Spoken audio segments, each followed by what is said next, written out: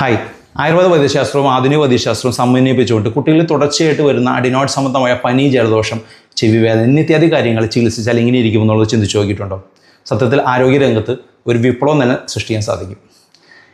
ഈ രണ്ട് വിഷയത്തിലും ഡിഗ്രിയുള്ള ഒരു വ്യക്തി എന്ന നിലയിലല്ല ഞാൻ ഈ മറുപടി പറയുന്നത്. മറിച്ച് കഴിഞ്ഞ 15 വർഷം ഈ രണ്ട് വൈദ്യശാസ്ത്രങ്ങളെയും അതിനോടൊപ്പം തന്നെ ദന്തവൈദ്യത്തെയും കൂടി സമന്വയിപ്പിച്ചുകൊണ്ട് കുട്ടികളിലെ പൂർണ്ണ ആരോഗ്യത്തിലേക്ക് തിരിച്ചു കൊണ്ടുവരാൻ പറ്റുമെന്നുള്ള തിരിച്ചറിവും മാത്രമല്ല ഒരു സർജറി പോലും ഒഴിവാക്കാൻ പറ്റുമെന്നുള്ള അറിവാണ് ഞാൻ ഈ വീഡിയോ ചെയ്യുന്നതിനുള്ള പ്രധാന കാരണം.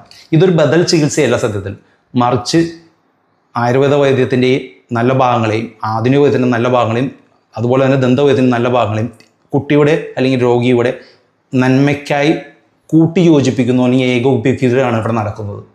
ഇതിലൂടെ പലപ്പോഴും ഈ പറഞ്ഞ കുട്ടികളുടെ റിപ്പീറ്റഡായിട്ട് വരുന്ന ഡോക്ടേഴ്സ് വിസിറ്റ് ഒഴിവാക്കാൻ പറ്റുന്നുള്ളത് 100% ഉറപ്പായതുകൊണ്ട് മാത്രമാണ് ഞാൻ ഈ ഒരു അവയർനെസ് വീഡിയോ നിങ്ങൾക്കുമായിട്ട് ചെയ്യുന്നത്.